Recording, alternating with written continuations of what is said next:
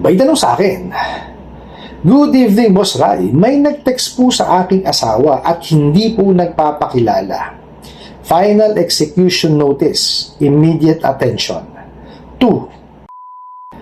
This is your final execution notice. You have repeatedly ignored our calls and messages regarding your unpaid loan. We are now moving forward with a small claims case along with civil and criminal actions under Philippine law. This will result in the issuance of warrant of your arrest, immediate blacklisting with the NBI, CIC, CMAP, and NFIS, and a permanent derogatory record that cannot be reversed. You have until the end of today to pay your balance in full. After this deadline, we will proceed with filing and execution without further notice. Contact us immediately at to settle your account and avoid severe consequences." Alright, napakagandang mensahe po nito. Pero bago ho natin sasagutin, imbitahan ko ho muna sana kayo na pakisuportahan po sana ang aking mga social media accounts sa YouTube, Facebook, and TikTok. Sa video po natin ngayon, alamin po natin ano po ba yung sinasabing final execution notice dito mga bugo katabusadong online lending apps na to. Pero bago ho yan, disclaimer po muna, hindi po ako abogado. Ako po'y maniningil. Lahat po na sinasabi natin sa ating mga video is based on my experience at syempre po sa ating po pagsasaliksik at pagtatanong sa mga kaibigan po nating abogado. At isa pa po, hindi ko po kinukusindi ang hindi pagbabayad ng utang dahil ang utang ay responsibilidad at obligasyon na dapat po nating bayaran. Ang hindi po ako pabor ay dun sa maling pamamaraan ng pautang at maling pamamaraan ng paniningil. Sagutin po natin yung pinadala niyo pong mensahe. So, sabi niyo nga, may nag-text o may nag-message po sa inyong asawa at hindi po nagpapakilala. Well, technique talaga nila yan. No? Kasi ayaw nila talagang makilala. No? Ang gusto lang talaga niya mga yan is mangwalang yan. No? Kasi po, pagka nakilala sila, pag tayo po nag-file ng kaso, identified kagad natin sila. Di po ba? Kagaya po nung yung nakaraang ruling po, diba, ng Supreme Court, identified siya eh.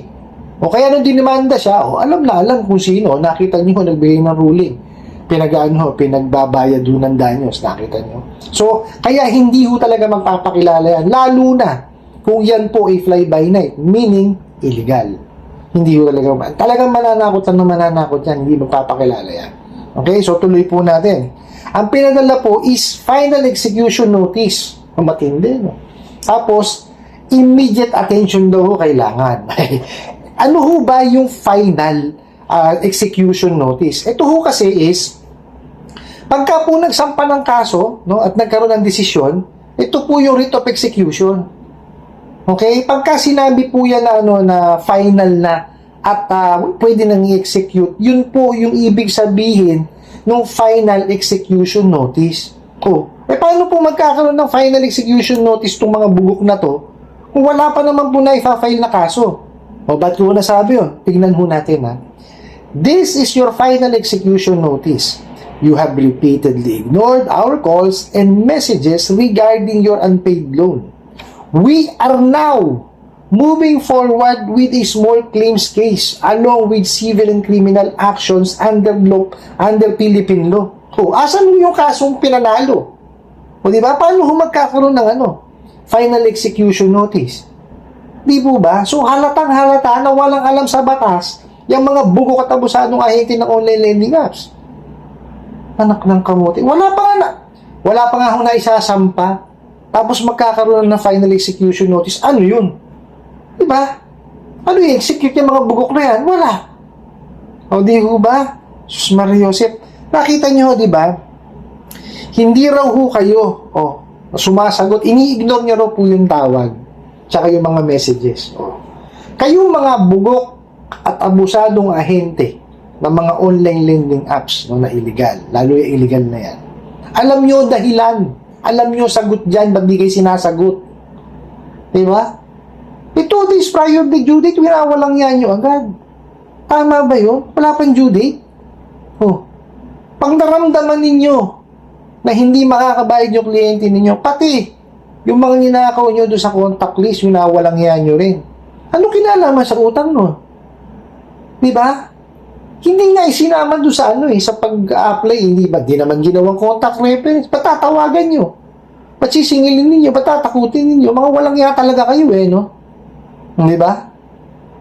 Ganyan kayo kabubobo. Wala kayong alam sa paniningil. Ang alam nyo lang gawin, kultahin yung isip ng kliyente ninyo. O, di ba? Mga kayo, mga walang iya talaga kayo Hindi ko na kayo maintindihan ba't ganyan kayo. Kulang ba kayo sa aruga? Ha? Kapwa nyo Pilipino, ginaganyan ninyo. Seryoso, hindi kayo dapat ganyan No? May tamang pamamaraan ng panin. Kausapin yung maayos. Diba? Gumawa kayo ng mga payment plans. Diba? Hindi porkit kasi may pera. No? Magpapautang kagad kayo. Hindi pinag-iisipan ho ng yan. Matagal yan. May planning dyan. May mga documentary requirements kayong dapat na na pino-fulfill. Nangyari kasi sa inyo, may pera lang kayo. Di ba? Nagpautang na kayo. Alam niyo sa pagpapautang? Wala. Di lalo na sa paniningin. Mariusip. Binigyan na tayo ng guide ng SEC. May prohibition on unfair debt collection practices. Walang niya kayo. Kung alin yung mga nakalistang bawal, yun ang ginagawa nyo. Baliktad talaga utak nyo, mga damuho kayo tapos ito pa This will result in the issuance of warrant for your arrest. Bakit? Criminal ba yung kliyente ninyo? Hindi pa lamang po nakakabayan. Kasi kayo, ang intindi nyo sa estafa, yung hindi nagbayad, mga bobo. Okay? Ang estafa po, ang kinakasuhan po doon, ang pinaparusahan doon, is yung act ng paglilinlang at saka panluloko. Hindi yung hindi nakabayad. Mga bobo talaga kayo. Mariosep. Nakakakulo kayo ng dugo No? Marami yung pamamaraan ng paniningil, hindi nyo kailangan kultahin yung isip ng mga kliyente. Paano kayo babayaran yan? Diba? Tingnan nyo, bumabalik sa inyo. Pag-aralan nyo, yung tamang paniningil, mag-seminar kayo. Diba? Ang mahirap kasi, sunod kayo na sunod niya sa mga boss nyo, mga bugok din. Diba? Sunod kayo na sunod dun sa script nyo. Pagka ngayon, kinausap kayo ng na maayos ng kliyente ninyo, nawawala na kayo sa script nyo. Ano gagawin nyo? Magagalit na lang kayo. Mga siraulo kayo. Ewan ko sa inyo. Ito pa. Bukod daw sa warrant, diba? May immediate blacklisting daw po sa NBIC, ICC, MAP, tsaka NFIS. Tapos, meron daw pong permanent derogatory record na hindi maire-reverse. Ulitin ko po, wala pong blacklisting. Okay. Sa NBI po, para mapasama kayo doon sa listahan po ng kanilang dapat yan, meron pong final na hatol na yan ay talagang kriminal. Magkakaroon ng derogatory record yon. Ngayon, doon sa sinasabing blacklisting sa CIC, CMAP, saka NFIS, bakit? Legal ba kayo? Member ba kayo o submitting entity ba kayo ng CIC? O member ba kayo ng ng CMAP? Member ba kayo ng NFIS? Malabo pa kayo sa Alkitran. Yung rehistro nga, hindi nyo maiparehistro yung kumpanya ninyo doon pa sa mga nabanggit ko na mga anak ka ng kamote naman. Tsaka wala akong blacklisting. Ulitin ko lagi ko po sinasabi to. Sa CIC po, okay, repository po yan natin. Imbakan po ng basic information ng lahat po ng nangungutang. Okay. Sa NFIS naman po, same din. Kaya lang po, ito po more on the credit cards. Okay? Sa bangko po ito. Mga loans. Okay? Kaya nga po, negative file information system. Okay po? Tapos, ang CMAP naman po is a non-profit organization. Na parehas din ho ng CIC. Para makatulong po para doon sa credit worthiness po. May mga membro din po niyan. Kung ano sinasabi yung blacklisting? Sige nga. Wala akong blacklisting. Not unless kayo meron. Kung kayo meron, pwede naman yon. Gumawa kayo ng sarili nyong blacklisting. Pero yung sa mga nabanggit, NBI, CIC, CMAP, NFI, is blacklisting. Mga siraulo, walang ganun. Yung mga organisasyon na nasabi natin, okay, dun po, tinitingnan nyo at pinagbabasihan kung po pwedeng pahiramin. Aside sa NBI, kasi ang NBI po kasi is kung mayroon pong napatunayan, no, may hatol, no, na criminal na, ano, may criminal liability, ayun, magmamarka yun doon. Derogatory record ang tawag doon. Mga siraulo kayo. O, tapos, bigla kayong kakambyo. You have until today, diba, to pay the balance in full. O, tapos, after this deadline, we will proceed with filing in execution without further notice. Akala ko ba, final execution notice na? Eh, bakit ngayon pa lang kayo magpuproceed sa filing? Diba? Hindi ko kayo maintindihan, puro kayo kagaguhan, puro kabugukan ang nalalaman po ninyo. No? Manong mag-concentrate kayo sa paniningil, yung tamang paniningil, gumawa kayo ng mga options, payment plan. Ganun lang ho kadali yun.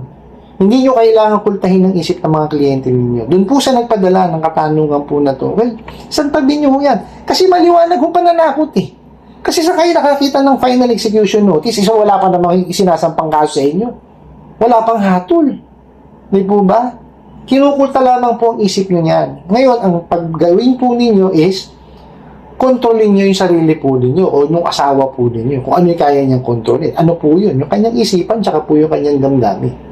Diba? Huwag po siya magpadala sa mga ganyang pananakot. Okay? Mag-concentrate po siya sa pamilya po ninyo.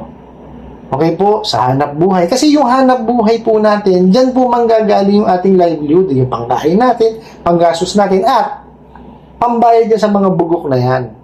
Okay? Kung illegal po yan, kung magkano po yung dinisburse sa inyo, yun lang po ang bayaran po ninyo. Kung yan ay legitimate, legal, meaning incorporated, may secondary license, yung pong certificate of authority, at kasama po sa recorded online lending platform, ay makipag-usap po kayo, makipag-ugnayan kayo. Ngayon, kung pabalagbag pa rin po kayong kinakausap niya mga, inaaras pa rin kayo, sa tabi nyo. Unahin nyo ho yung mga nautangan nyo, o mga nahiraman po ninyo na ola, na nakikipag-usap po ng maayos. Okay? Magtabi ho kayo paunti-unti. No, yung kaya nyo. Pag nabuo, tsaka nyo siya bayaran. Ano po? I hope nasagot ko po itong katanungan na to at sana po'y makatulong. Maraming salamat po sa inyong walang sawang pagsuporta at panunod sa aking mga video. Maraming salamat po sa inyong pag-like, pag-share, pag-comment at pagtatanong. And kunin ko na rin po itong opportunity na to na imbitahan po sana kayo na pakisuportahan po sana ang aking mga social media accounts sa YouTube, Facebook, and TikTok. Hanggang sa muli po. Yun lang.